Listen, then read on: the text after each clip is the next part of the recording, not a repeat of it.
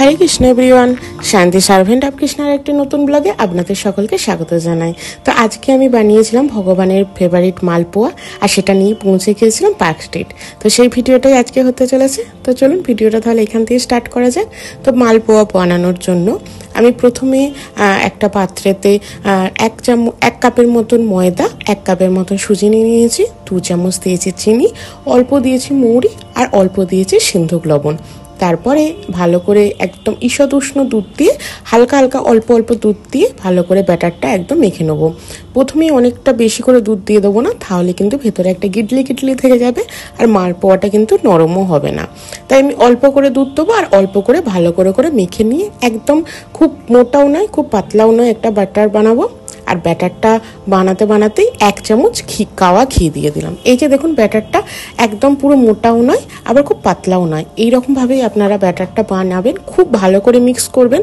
যদি গিটলি থেকে যায় তাহলে কিন্তু মালপোয়াটা খুব একটা ভালো হবে না, শক্ত শক্ত রয়ে যাবে। তো ব্যাটারটাকে আমি 15 থেকে 20 মিনিটের মতন চাপা দিয়ে রাখলাম। তো এখানে রস বানিয়ে নিচ্ছি, যেখানে মালপোয়াগুলো ডোবাবো। তো 2 বাটি দিয়েছি চিনি, তার 1 বাটি দিয়েছি জল।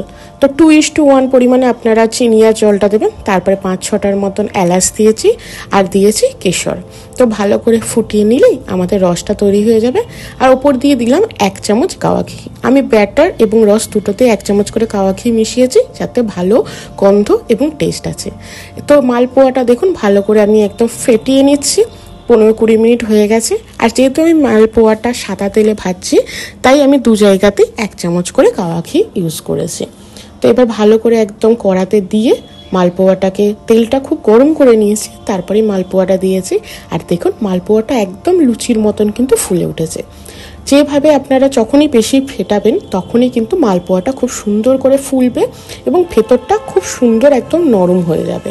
তো এই রকম হালকা হালকা লাল করে আমি মালপোয়াটাকে রেডি করে নিচ্ছি। আর দেখুন ভেতরটা একদম ফ্লাফি হয়েছে, একদম লুচির মতন দুদিক দিয়ে কিন্তু ফুলে গেছে। তো এইভাবেই আমি প্রত্যেকটা এরকম গরম তেলেতে বাড়িয়ে হালকা কমিয়ে কিন্তু আমি মালপোয়াগুলো রেডি করে নিচ্ছি। তো জগন্নাথ দেবের 56 ভোগের মধ্যে এই মালপোয়া ভোগটাও কিন্তু একটা ভোগ, যেটা জগন্নাথ দেবের খুবই প্রিয়। তাই ভাবলাম যখন পার্ক স্ট্রিট যাচ্ছি তাহলে মালপোয়াটা বানিয়ে নিয়ে যাই। তো আমার মালপোয়াগুলো প্রত্যেকটা ভাজা হয়ে গেছে। এবার যে রসটা বানিয়ে রেখেছিলাম, এই যে দেখুন কেশর আর এলাচের গন্ধটা খুব সুন্দর রসের সাথে মিশে গেছে। আর তার মধ্যে দিয়ে দিচ্ছি আমি মালপোয়াগুলো মোটামুটি 2 থেকে 3 ঘন্টার মতন আমি রাখবো, যাতে রসেতে খুব সুন্দর করে একদম নরম হয়ে যায় এবং কেশর আর যে এলাচের ফ্লেভারটা সেটাও মালপোয়াতে খুব সুন্দর করে অ্যাবজর্ব হয়ে যায়।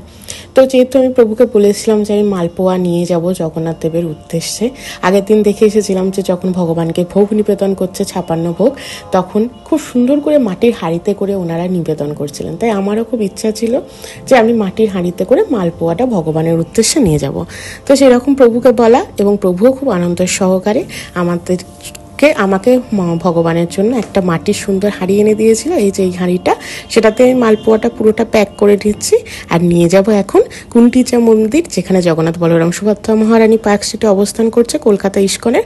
তো আমরা প্রথমে টিকিট কেটে নিয়েছি মেট্রো পার্ক স্ট্রিট, শোভাবাজার থেকে পার্ক স্ট্রিট এসেছি। যেটা আগের ভিডিওতে আপনাদেরকে বললাম যে আমাদের বাড়ির সব থেকে কাছের মেট্রো স্টেশন হচ্ছে শোভাবাজার, সেখান থেকে পার্ক স্ট্রিট এসে গেছি। তারপরে 2 নম্বর গেট দিয়ে বেরিয়ে চলে এসেছি গুন্ডিচা মন্দির।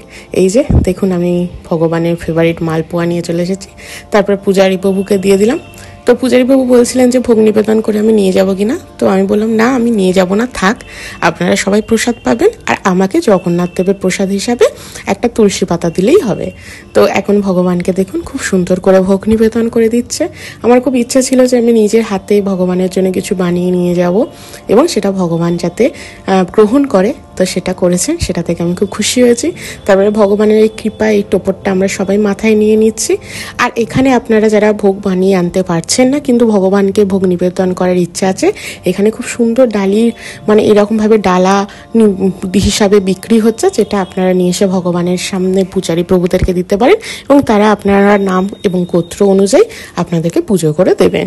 আর এই সমস্ত কিছু গুন্ডিচা মন্দিরে হয়ে গেছে।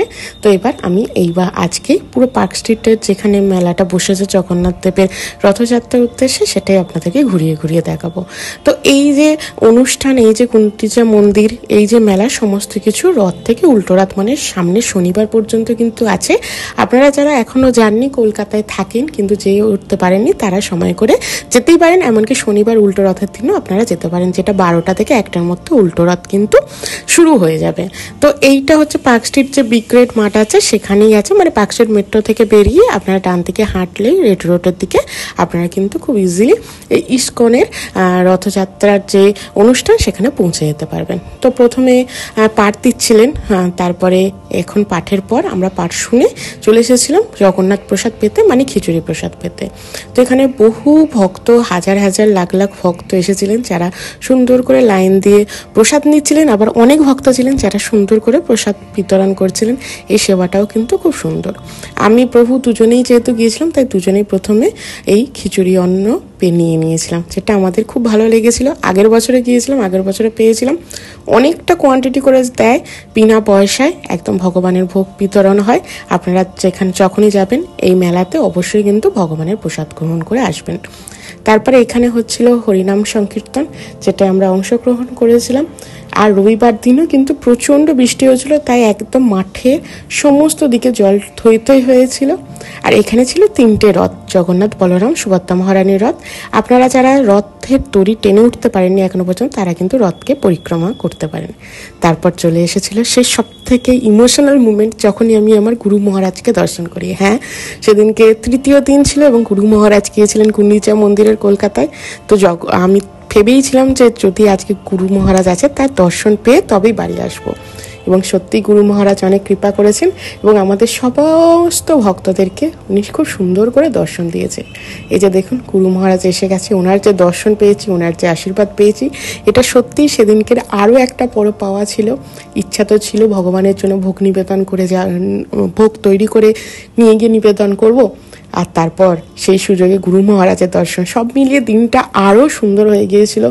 এমনিতেই বলা আছে ভগবানের জন্য যদি কেউ এক পা এগোয়, ভগবান তাকে আরও 2 ভাগ এগিয়ে দেয়। তো সেই রকমই হয়তো ভগবানের উদ্দেশ্যে আমি গিয়েছিলাম, আর ভগবান আমার আরও মনের আর একটা কোনার ইচ্ছা যে গুরু মহারাজের দর্শন দিয়েছে। সমস্ত ভক্তরা গুরু মহারাজের দর্শন পেয়ে তারপরে চলে এসেছিলাম আবার একটা প্রসাদের লাইনে, যেটা হচ্ছে লাইভ প্যাট্রন কার্ডের। আমাদের যেহেতু, আমার আর প্রভুর যেহেতু লাইভ প্যাট্রন কার্ড আছে, ওখানে একটা লাইভ মেম্বারশিপ কার্ড যারা আছে তাদেরকে ফ্রি প্রসাদের ব্যবস্থা ছিল। তাই আমি আর প্রভু ভাবলাম যে কি আপনাদেরকে দেখাই, যাদের লাইভ কার্ড আছে ইস্কনের, তারা কিন্তু এখানে গিয়ে কার্ডের অনুযায়ী যেরকম 4 জনের অ্যালোকেট করা থাকে, সেরকম 4 জন কিন্তু এখানে খুব সুন্দর করে প্রসাদ পেতে পারেন বসে।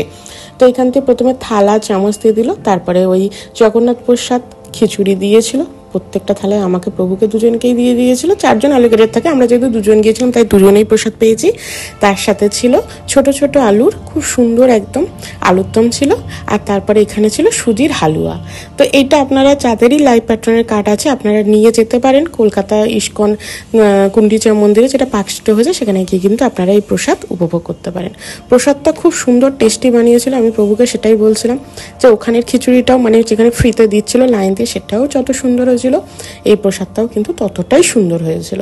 তারপর সমস্ত প্রসাদ পেয়ে আমরা চলে এসেছিলাম এখানের যে বুক স্টল ছিল সেটাতে, যেখানে ভগবানের আলেখ্য, বিভিন্ন কিতাব, ভগবত, ভগবানের ড্রেস, জুয়েলারি, ঘি, মধু, হার্বাল টি, হার্বাল কফি, বাচ্চাদের বুক, জপমালা, জপমালার ব্যাগ, তারপরে ধূপকাঠি, সমস্ত কিছু এখানে বিক্রি হচ্ছে। তাই আপনারা এখানে এসে আপনাদের যেটা প্রয়োজন আপনাদের গৃহের জন্য, ভগবানের সেবার জন্য, আপনারা কিন্তু খুব সহজেই পেতে পারেন। অনেক সময় মায়াপুর তো আমাদের যাওয়া হয়ে ওঠে না, তাই আপনারা এসে কিন্তু ভগবানের যে যে জিনিসপত্রগুলো লাগবে সেগুলো কিন্তু আপনারা এখান থেকে কিনে নিতে পারেন। মায়াপুরে মোটামুটি নামহট্ট পিলনি বা মায়াপুরের আশেপাশে যে শপগুলো আছে সেখানের মতনই কিন্তু এই শপটাতেও সমস্ত কিছু আছে। তো আমি কটা আলেখ্য দেখছিলাম, খুব সুন্দর জগন্নাথ, বলরাম, সুভদ্রা মহারানীর আলেখ্য ছিল, রাধা মাধবের ছিল, গুরু মহারাজদের আলেখ্য ছিল, আর আমার এই 3D নৃসিংহ ভগবান আর রাধা মাধবটা ভীষণ ভালো লাগছিল। তাই আমি প্রভুকে বলছিলাম যে আমাকে একটা কিনে দিতে। তো পরে আবার কোনোদিন সুযোগ সুবিধা হলে একটা নেবো। তো ওই দিকে গিফট শপ থেকে খুলে রাত্রিবেলার জন্য ভাবছিলাম একটু প্রসাদ প্যাকিং করে নিয়ে যাবো। সচরাচর আমরা তো বাইরে খুব একটা প্রসাদ পেতে পারি না, তাই এইখানে ইস্কনে এসেছি আর এখানে এত সুন্দর টেস্টি স্প্রিং রোল পাওয়া যাচ্ছিলো, তাই সুযোগ হাতছাড়া করা যাবে না। এমনিতেও এখানে খিচুড়ি প্রসাদ পেয়ে আমাদের দুজনেরই একদম পেট ফুল ছিল, তাই ভাবছিলাম একদম পার্সেল করে নিয়ে গিয়ে রাত্রিরে আমরা প্রসাদ পাবো। তাই আপনারা যারা এখনও আসেননি এবং আসবেন বলে ভাবছেন এই পার্ক স্ট্রিট গুন্ডিচা মন্দিরে, তারা কিন্তু অবশ্যই আসতে পারেন। আমি তো আপনাদেরকে অ্যাড্রেস এবং ডিটেলসটা বলে দিলাম। তো এই ছিল আমার ভিডিও, কেমন লাগলো অবশ্যই কমেন্ট করে জানাবেন, ভালো লাগলে একটা লাইক করে দেবেন, আর যারা এখনো সাবস্ক্রাইব করেননি প্লিজ সাবস্ক্রাইব করে দেবেন। দেখা হবে নতুন একটা ভিডিও নিয়ে। হরে কৃষ্ণা।